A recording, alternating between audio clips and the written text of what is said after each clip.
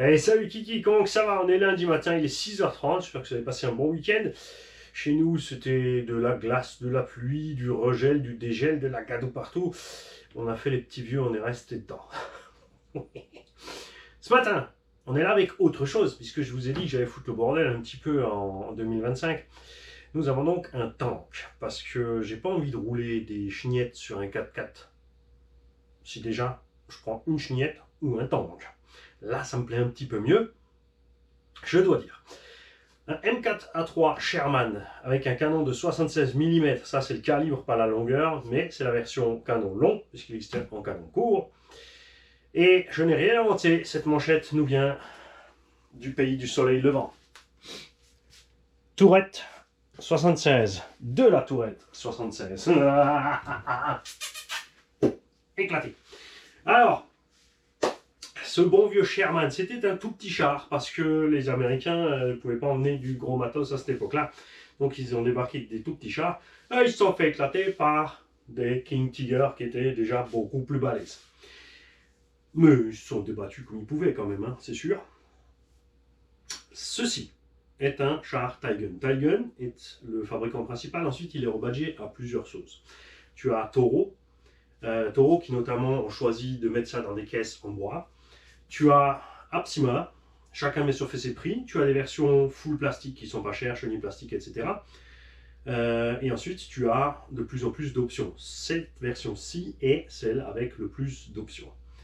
Par contre, à la place des billes, ici d'Airsoft, on tire avec l'infrarouge. Pourquoi ils ont fait ça? Tout simplement pour faire des situations de combat un peu plus réalistes. D'un côté, parce que de l'autre côté, le capteur infrarouge posé sur la tourelle, c'est un plus trop réaliste, il est bleu ciel. Ils auraient dû planquer ça dans le bonhomme, parce que dans la tourelle, tu installes ceci à la place du chef de char, et je trouve que ce petit truc-là aurait dû être, d'une façon ou d'une autre, foutu à la place du chef de char.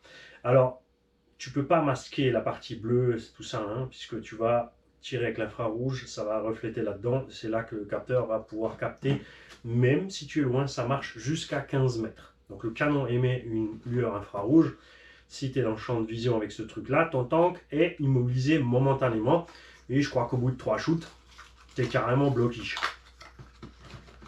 Donc ça peut être drôle, et ça a été fait aussi à la demande de certains amoureux des maquettes et des chars, qui ne voulaient pas qu'on tire sur leur peinture avec des billes et éclater la peinture de partout. D'un autre côté, c'est quand même assez réaliste, surtout que tu vas remettre de la peinture dessus. Il y a des chars comme ça qui sont livrés bruts, tu en as qui sont livrés pré-peints, avec des trucs de base. Et la plupart des gens aussi, bien sûr, encore, c'est plutôt de la maquette roulante, comme le Drift ou le Skullcrawler. Du coup, beaucoup de travail au pinceau, au détail, etc., etc.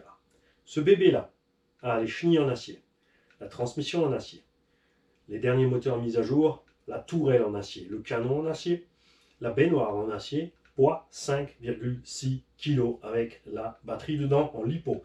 Le NIMH est encore un peu plus lourd. Pourquoi j'ai mis une lipo? Parce que le NIMH, c'est bien, c'est une 2200. Tu roules un quart d'heure, 20 minutes. Avec une lipo 5000 de la même taille, tu fais 30-40 minutes. Si tu as peur de surdécharger ta lipo, c'est pas un problème, tu mets un petit buzzer dedans, hein, tout simplement. Ça va bien prendre, tire pas énormément de jus, donc de toute façon la batterie ne va pas chauffer, ne va pas souffrir. Ces chars sont livrés, si ce sont des chars qui tirent des billes, il y a quelques billes avec, il y a quelques accessoires comme la mitrailleuse, le bonhomme, tout ça. Dans le cas du système infrarouge, bien sûr, tu n'as pas les billes. Le bonhomme est là quand même, mais il faut l'enlever pour mettre le système infrarouge à bord. Cet engin-là, dans cette version, a coûté à son acheteur 650 €. Oui, il y a actuellement des promotions dans les 580-600 € selon les sites.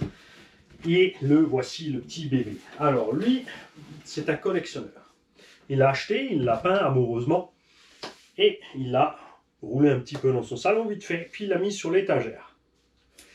Tu as donc déjà toutes les décos dessus qui ont été peintes parce que ça arrive d'une seule et même couleur. La tourelle en métal avec la finition qui permet de vraiment faire comme c'était à l'époque, cette espèce de côté brut avec beaucoup de défauts dans la matière.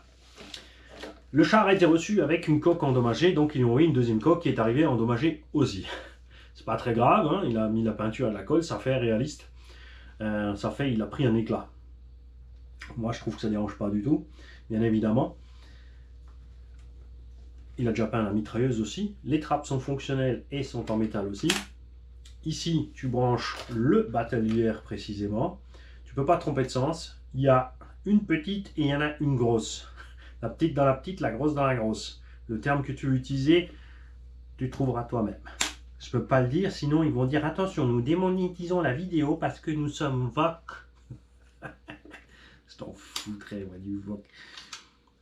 Le seul wok que je connais, c'est une grosse casserole pour faire fleurir plein de trucs. Les Chinois, ils font même le chat dedans. Ah, ils mangent les chats. C'est normal, si tu vivais avec des cochons et qu'on te disait depuis que t'es petit que ça se mange les chats, ça te dérangerait pas de manger les chats, mais tu toucherais pas aux cochons. Tu vois ce que je veux dire? C'est juste une question de qu'est-ce qu'il y a à manger disponible où et de combien tu crèves la dalle. Je te promets que si je te laisse crever de faim 3 jours et que je te file un chat, tu vas le bouffer, les chats. Aussi les serpents, aussi les vers à farine, etc., etc. Chacun sa culture, chacun ses habitudes. Il faut juste se rendre compte que il n'y a rien de négatif, c'est juste une autre habitude. Et voilà, fin de l'histoire. Hein, on va pas flinguer les véganes non plus. Quoique. Ouais, ils vont mourir tout seuls, c'est pas grave. Il y a des petites LED aussi sur le véhicule avant-arrière, hein, minimaliste, parce que les vrais chars aussi avaient juste un minimum d'éclairage aussi. On a donc le système infrarouge qui est dans le bout du canon, qui permet aussi d'avoir le flash lumineux. Cet engin a une tourelle à 360 degrés. Tu peux monter et descendre le canon. Tu peux tourner ta tourelle à 360 degrés. Tu peux descendre et monter le canon. Ah, je gagne du temps pour les pubs. Et... tu peux avancer, tu peux reculer, tu peux tourner en avançant et tu peux tourner bien sûr sur place. Alors, quand tu prends la radio, ce que tu as envie de faire, c'est j'avance, parce que ça c'est ma chenille gauche, ça c'est ma chenille droite, kékette. Ça marche pas comme ça du tout. C'est comme ça que moi j'avais réglé mon char Tamiya à l'époque quand j'étais petit. J'avais acheté un Tigre 6, juste avant de démarrer la chaîne en fait. Il a eu un souci dans un incendie. Donc, la personne, parce que cet engin est à vendre, qui achètera ce tank avec sa boîte d'origine, d'accord, nickel chrome, je lui donne encore ma caisse de transport en bois de mon Tigre 6. Il y a écrit Tigre 6, t'as qu'à poncer et t'as qu'à écrire en écriture militaire dessus, Sherman, d'accord? Mais au moins t'as la caisse, je te l'offre, si tu la veux. Ce qui se passe en fait, c'est que ici tu avances, ici tu recules, donc tu peux avancer en tournant légèrement ou rapidement, et tu peux bien évidemment tourner sur place.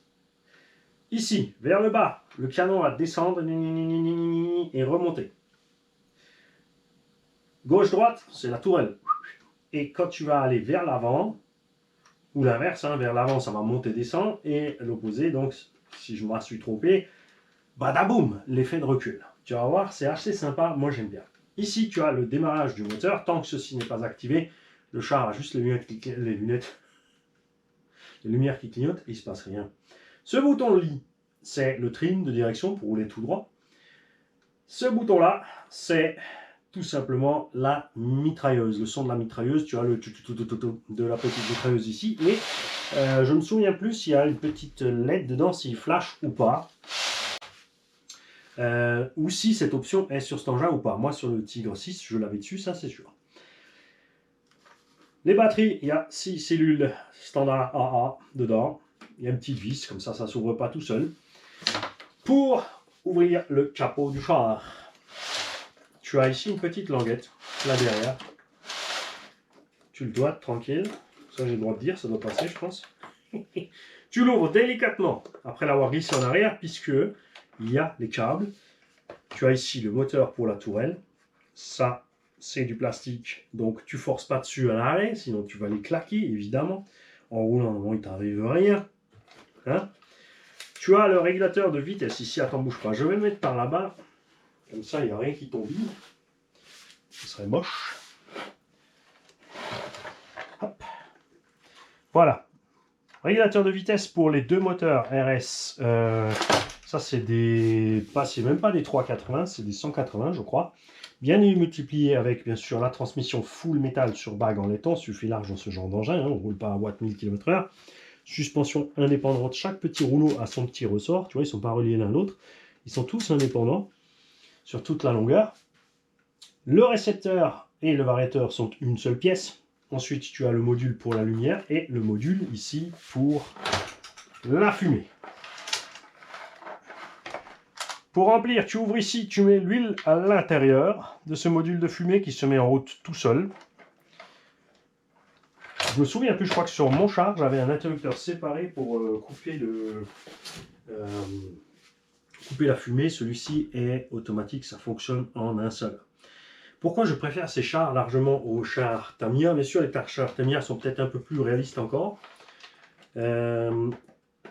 Mais ce que j'aime pas, c'est le prix Tamiya. C'est full plastique. Et le pire arrive quand tu as fini ton char. Quand tu as fini ton char et que tu veux aller rouler, dans la notice c'est écrit attention, ne roulez pas dans l'herbe. Parce que les rouleaux sont juste clipsés dessus et quand tu fais ton nicotis dans l'herbe, ils sont barrés. Ceux-là, ils résistent à tout. Je me suis éclaté avec mon char dans la boue, la neige. J'ai vraiment fait le cochon avec et il n'a jamais cessé de fonctionner et l'entretien est relativement minimaliste parce qu'il n'y a rien qui rentre. Hein. Tu le mets donc en route par là-dessous. Et tu vois, effectivement, il y avait 2 boutons sur la trappe. Donc selon les options, je pense. Je vais rapidement te montrer quand même comment se met le système batelière. Quand ça clignote comme ça, il est inerte, il ne se passe rien. Tu peux jouer comme tu veux avec ta radio. D'accord? Voilà, ça risque rien, hein, parce que pour se coincer un doigt avec la tourelle, il faut y aller. Donc petit trou, gros trou. Petit dîner, gros dîner. Alors, bouge pas. Voilà, il est en place. Alors c'est un peu moche, hein, comme ça, c'est pour ça que j'ai dit que ça aurait été bien qu'ils camouflent ça dans un bonhomme ou quelque chose. Ma foi, ils font ce qu'ils veulent. Et si tu veux mettre le bonhomme, il a un petit socle adhésif en fait. Tu vas le coller dessus, tu feras attention de ne pas boucher les trous de la prise. Personnellement, je mettrai une petite pastille au fond, collée à gauche, à droite, et je mettrai le bonhomme fixé dessus sur cette pastille. Comme ça, il ne bouge pas. Alors, nous allons mettre en route.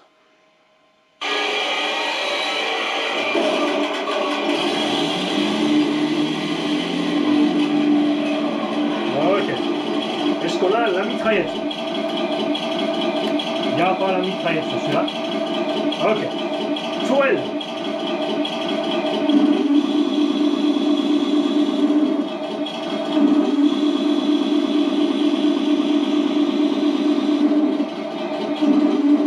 Tu peux faire doucement et tu peux faire vite. Hein. Voilà. C'est progressif. Ensuite, je suis désolé, je t'ai tiré dessus, je n'ai pas fait exprès, je voulais monter sur le canon. Tu vois? Attends, je vais te mettre de côté, tu vas voir. Et tu fais feu. Tu peux tourner délicatement sur place.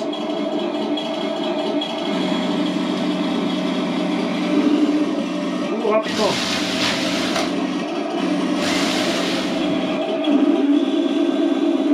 Ce que beaucoup de conducteurs de char aiment faire, c'est ce qu'on fait sur l'hélico, c'est le tour en gardant la mire. Ce qui n'est pas forcément facile, il faut s'entraîner un peu. C'est-à-dire qu'on va tourner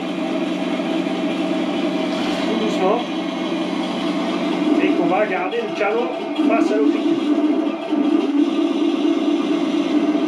Alors attends. Ouais, tu vois, c'est pas facile. Voilà,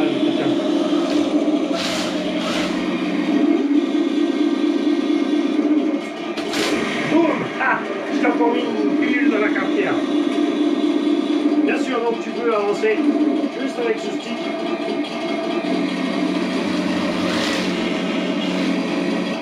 Tu peux reculer, tu peux tourner.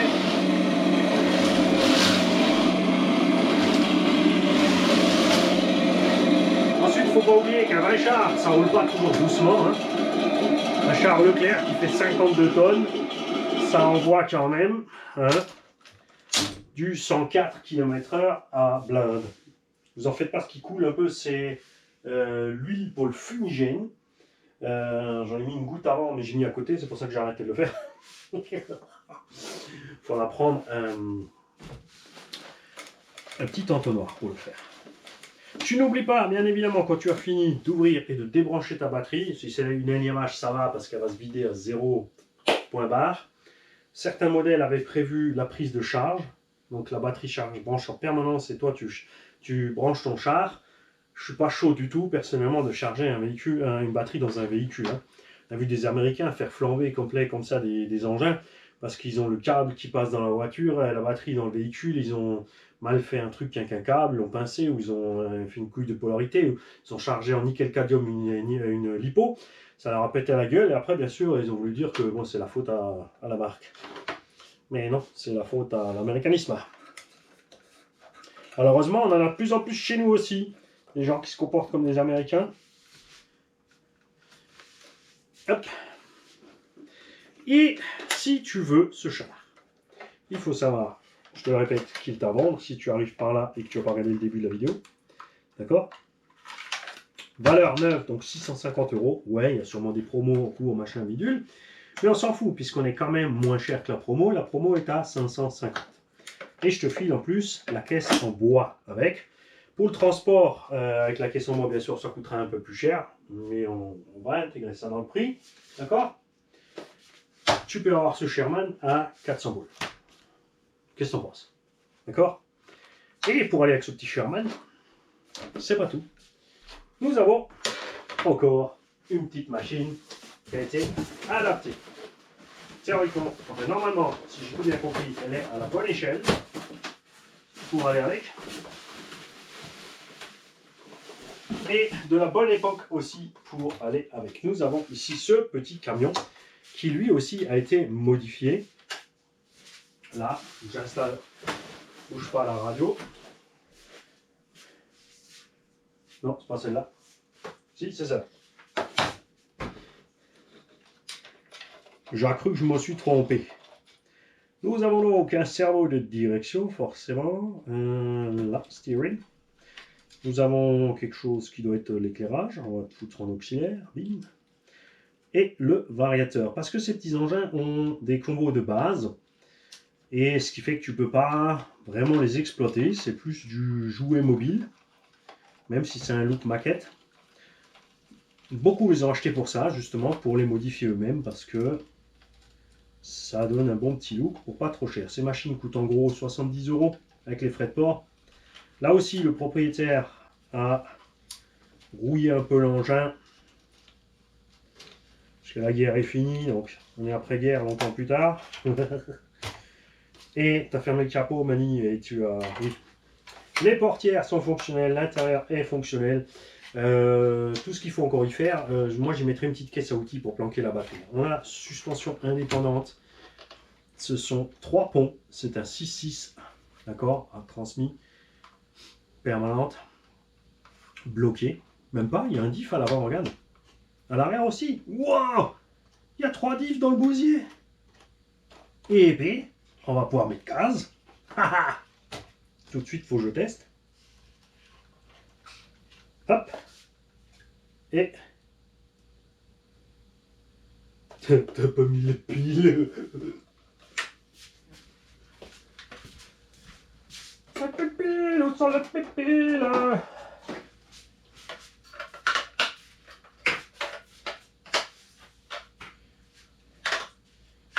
Je vous montrerai encore un char tigre. Parce qu'il y a aussi un tigre. 6 options. Alors, les guerres, là. Voilà. Donc, le servo de direction, tu vois, il fonctionne bien. Hein, c'est sûr. Et, ah, il faut encore que j'inverse les gaz. Voilà. Du coup, tu peux rouler tranquille avec ce petit machin. Comme un vrai. Faut peut-être calibrer le neutre. Il y a un calibrage là-dessus? Non, c'est le truc charbon. C'est peut-être déréglé là aussi. Hein.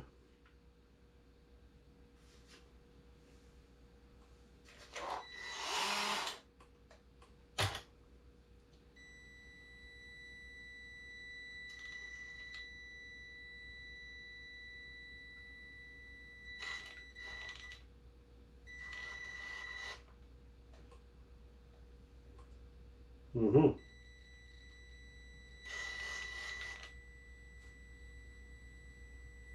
Je vais quand même vérifier s'il y a un calibrage. Hein.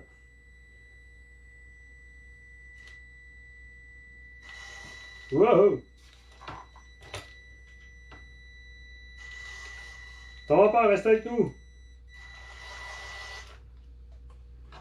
On va vérifier ça, vous inquiétez pas, de toute façon, s'il y a un calibrage à faire, je ferai. Hein. Là, que tu vois bien, on est dans l'improvisé.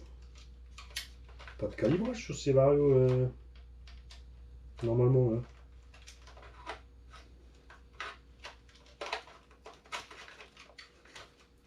Alors, c'est un variateur que tu peux régler en marche avant-arrière, machin bidule, lipo ou NIMH.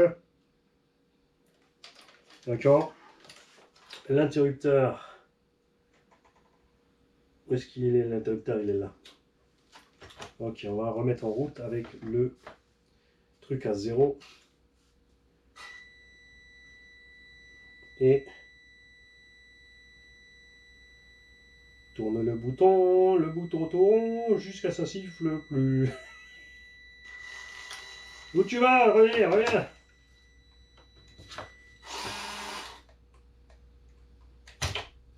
Alors tu me fais la marche arrière au trim, mais tu refuses d'y aller tout seul. Si. Ah, non, tiens. Ok. Voilà. Faut refermer le capot sans coincer la durite de radiateur. Alors s'il fume, il n'a pas de fumigène, hein, c'est que ça va en couille. Et on va voir un petit peu, alors ce qui plaît beaucoup bien sûr aux gens avec, moi aussi, hein, l'histoire des chenilles et des suspensions, c'est comme sur les crawlers, c'est quand tu passes dans le terrain, le travail de tout ça. Et on va voir un petit peu comment lui, il se comporte là.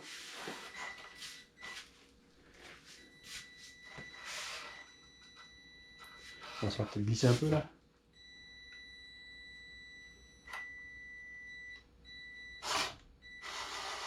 Ah ouais, il y a les diffs. Bon, éventuellement, il y a un petit boulot à faire pour aller bloquer les diffs pour ceux qui veulent. Hein, ceux qui font de la maquette, ils se débrouilleront bien. Après, je pense pas qu'ils vont essayer de faire du crapahutage et du gros crawl avec ce genre d'engin. Et voilà. Donc ça, 50 balles, ça, 400 balles. Vous me contactez sur rcgarage68@gmail.com et ben on fait affaire, tout simplement. Moi, je suis pas compliqué. Hein. PayPal, chèque, virement bancaire, cash. Vous pouvez aussi payer en matériel. Hein. Temps et temps de plein pour la Opel, la vignette d'autoroute, l'assurance, envoyer les mamies pour faire les Tupperware pour le midi de Mani, ce genre de choses. Y a pas de problème. Je disais problème parce que la caméra s'est encore coupée. Ouais, faut que je note mes cartes SD parce que je pense que j'ai une carte SD qui est en train de mourir aussi. L'autre fois, on a coupé sur Light. Tu vois, elle n'a pas coupé. Ça n'a rien à voir en fait. Tout ça pour vous dire que j'y vais, que je vais switcher à l'allemand. Salut.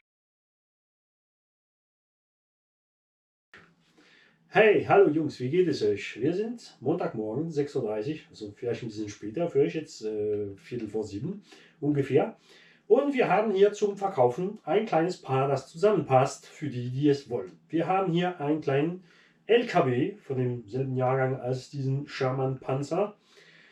Ist ursprünglich so eine Art Spielzeug, Skate-Spielzeug für 70 Euro. Der wurde bearbeitet von seinem Besitzer, von der Lackierung her alles. Er hat einen normalen RC-Regler bekommen und eine Spektrum-Funke. Und jetzt kannst du das Ding normal fahren. Das Ding hat 3 Differentialen drin. 3 also nicht 3 Starrachsen, sondern 3 Pendelachsen auf Federn. 6-Rad-Antrieb permanent. Hat eine kleine Lipo hier im Koffer. Fehlt ihm noch ein kleiner Kofferchen, Werkzeugkoffer oder was zum Zumachen, dass die Batterie bedeckt ist. Die Elektronik ist unter der Motorhaube versteckt. Und ein Außerknopf ist hier unten. Das Ding hat Beleuchtung. Ich habe es gerade auf Französisch gefahren. Es funktioniert schön, kein Problem.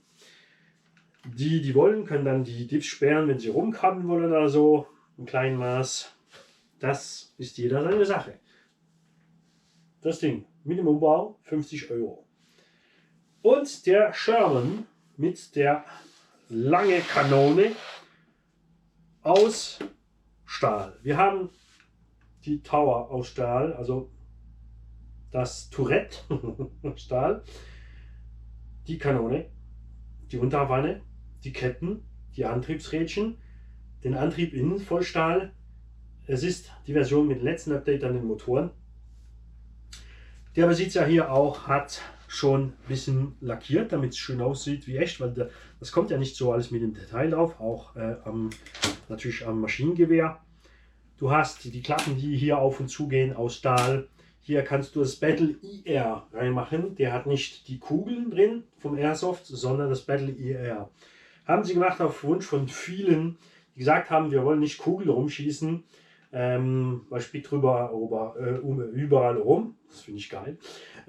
Es macht kleine Dellen in die Farbe rein. Ist das Scale, oder? Und so weiter und so fort. Hat dafür eben das Infrarot drin. Hat natürlich den Rückschlageffekt beim Schießen. 360 Grad Turm. Und habe schon gesagt, Vollmetall. Das Ding wiegt 5,5 Kilo.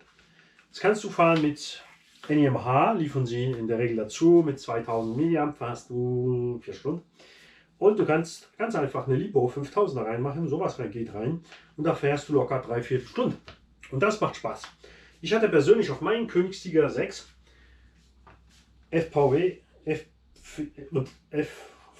hier drauf montiert. Goggle auf dem Grind.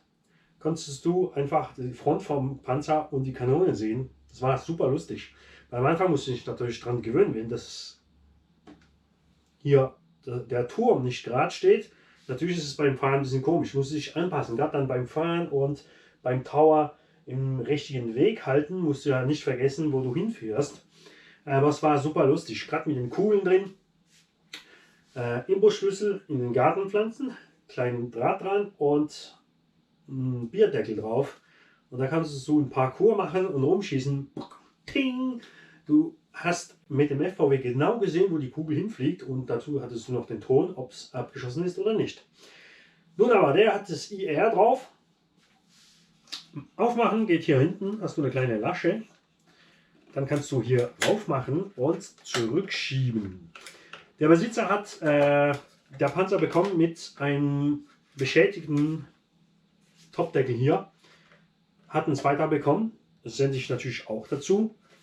Und innen drin, nicht vergessen, dass die Verkabelung hier vom Turm drauf ist, weil du hast ja das ganze System vom IR, vom Rückschlag, Wenden des Turms, separaten Motor hier. Und der Regler hier macht alles. Der regelt die zwei Motoren, links und rechts. Gibt Strom weiter zu Dampfanlagen und zu Lautsprecher. Das sieht ungefähr so drin aus. Teigen macht die Panzer für Toro, für Absima etc. Du kennst natürlich alles. Du kriegst die Voll-Plastik-Version für relativ billig, 150, 250 Euro ungefähr. Ist toll für einen Einsteiger oder einer, der nur drin fährt. Ich mag natürlich das Vollmetall, weil mit dem Gewicht fährt sich das Ding wirklich schön. Ich mag es wirklich. Rückschlageffekt ist geil und ich habe diese Panzer viel lieber als die Tamiya-Panzer. Tamiya-Panzer sind noch teurer, alles Kunststoff und es steht drauf, du darfst nicht mal in den Rasen fahren damit. Das ist sowas von langweilig. Die haben nicht mal Lager an den Kettenrädern. Das sind nur Plastikhülsen, die draufgeklipst sind. Ich hatte den Königstiger von Tamiya, sehr enttäuscht von dem. Und dann kamen 10 oder 15 Jahre später diese Teigenpanzer langsam raus. Und die sind einfach Hammer. Gerade noch mit einem vollen Ketteneffekt. Soundmodul ist geil. Du hast Quietschen von den Ketten. Das Rad dann vom Turm links, rechts, Kanone runter, rüber, schießen etc. Die Funktion ist einfach. Du schaltest hier ein. Hier hast du Motorstart. Solange der Motor nicht gestartet ist, mit dem Soundmodul geht überhaupt nichts. Hier kannst du trimmen, wenn er nicht geradeaus fährt. Und die geradeausfahrt ist hier. Nur an einem Hebel.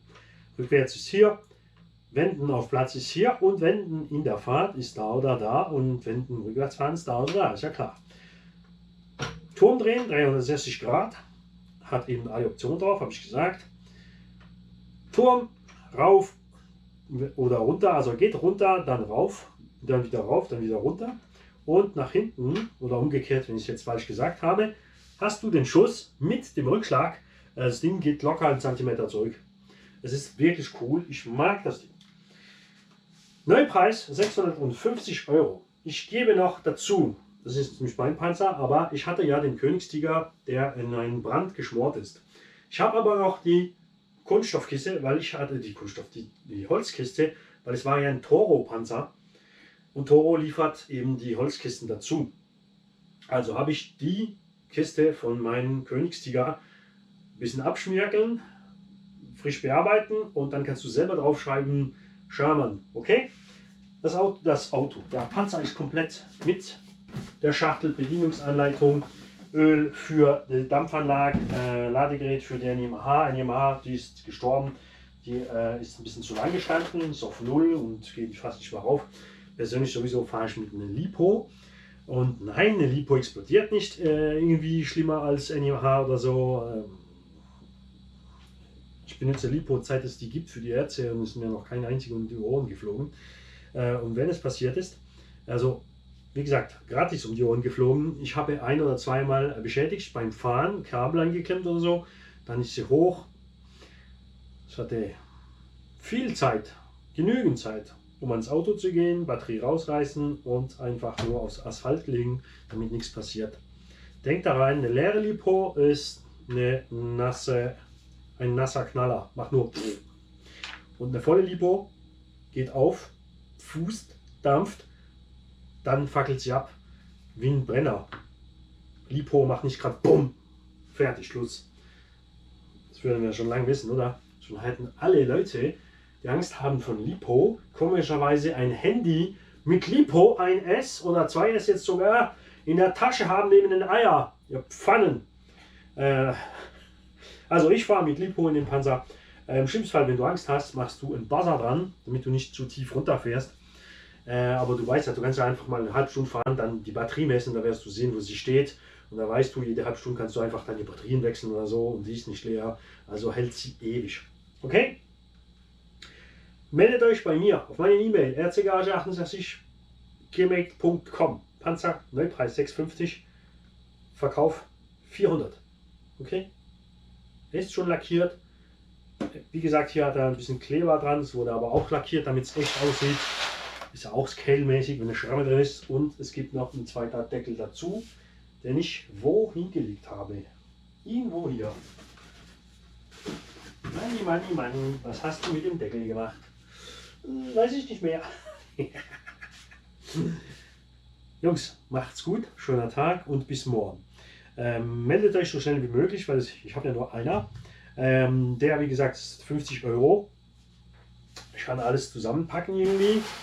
Ne, ich glaube, das geht nicht wegen der Größe. Wir machen 2 Päckchen dann, ist kein Problem. Muss ja nicht beide kaufen.